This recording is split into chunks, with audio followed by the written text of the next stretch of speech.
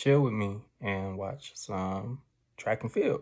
I've mentioned that I enjoy appreciating things and sharing about them when I feel compelled, and this goes beyond the music space. And so today, I just want to watch some track and field.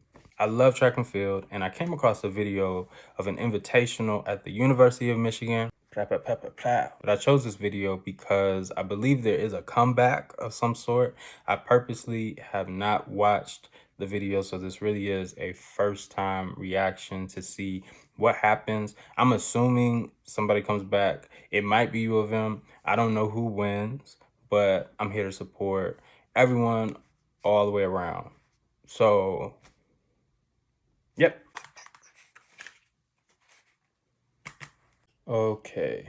At the second heat now for the women's 4x4 relay, where Purdue will join Michigan, Michigan State, and Ohio State here. Shout out to this new stadium at U of M. Michigan State lane 3, the Wolverines lane 4, Buckeyes lane 5, and the Boilermakers in lane 6. What am I saying? It's fairly It's Robinson of Ohio State. She'll run It's new. That's all their opening leg. Now, typically, there was a different one before. Especially when we're at the Big Ten championships and their A squad, their so-called A squad for the 4x4 relay is established. They're going to this put is section 2, which I believe is the fastest. Their better block starter, someone who handles that cut in really well on the first leg, someone who knows how to navigate traffic, and that's especially important on a 200-meter bank track, as things can tend to get a little bit congested there. It's hard to say if it matters because they probably switched up some personnel, but the best seed time coming in is from the Buckeyes, well clear of everybody else with a 3:28.07. Okay, Buckeyes. Yeah, and they were second in the Big Ten championships indoor last year to Minnesota, but obviously a lot of changes since the last time you ran a 400 last year and the first time you'll run one this year in a competitive environment. So far, Ohio State has put out the team of Marsh, Dale, Murphy, and Wood. They're leading the Big Ten with a time of 3 minutes, 34 seconds, .84. They ran that last weekend at the 2023 Rod McCravey Memorial Track and Field Invitational. Michigan State out. But is that Purdue out there? And so far, Purdue out really well in lane 6. Yeah. And we'll see who gets to that cut-in mark first.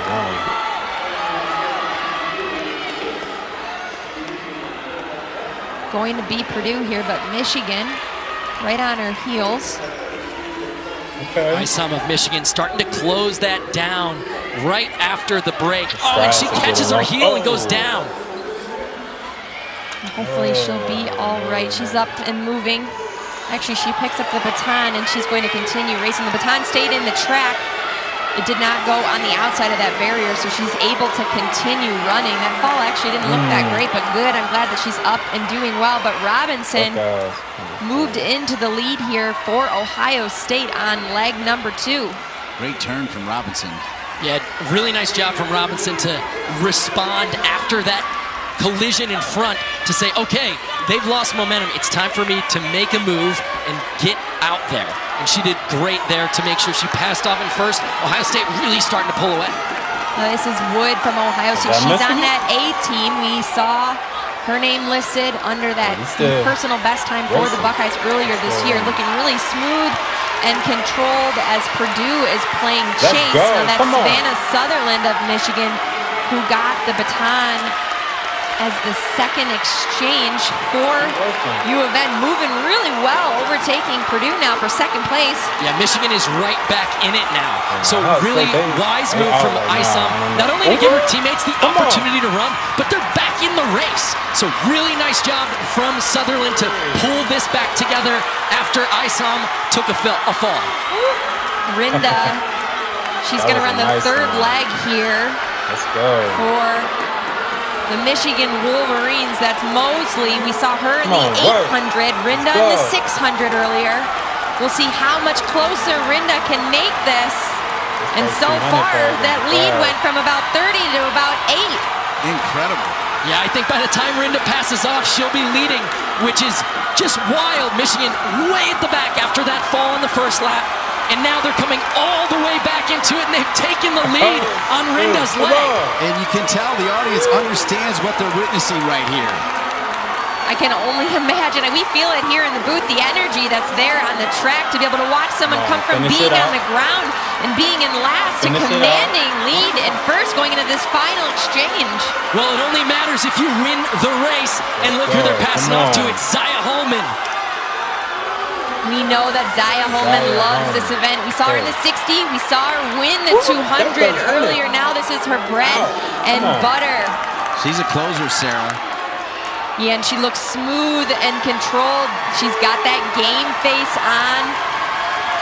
Let's go! In a commanding lead for the Wolverines with a lap to go. Not only did they fall and fall behind, they are just absolutely putting on a clinic here. How did they do it? Opening split for Zaya Holman, 25-24. Her teammates there on the backstretch cheering. Then the Michigan Wolverines from the track on the ground to first place in the women's 4x4 relay. Remarkable. Coming back. You mentioned they'll feel the energy of this crowd at the University of Michigan indoor track building. That was wild, because it was one thing to just get back in it, but then didn't just completely dominate is a second thing. You asked how they got back in it, Dean. And after Isom's fall, Savannah Sutherland split 51-4. That's Sutherland. not only... Wow. Shout out to Michigan. Let's go. Honestly, that was a great run, and I'm so glad to see them push through. I'm really glad to see that first leg got back up and kept going, especially since the baton was still on the track, and so they were able to qualify what is happening with my words today? They were able to continue on and not be disqualified. That second leg really broke through. Third leg held it down. Fourth leg cleared it. Like, that margin for their win, and that's huge when you think about what happened in that first leg.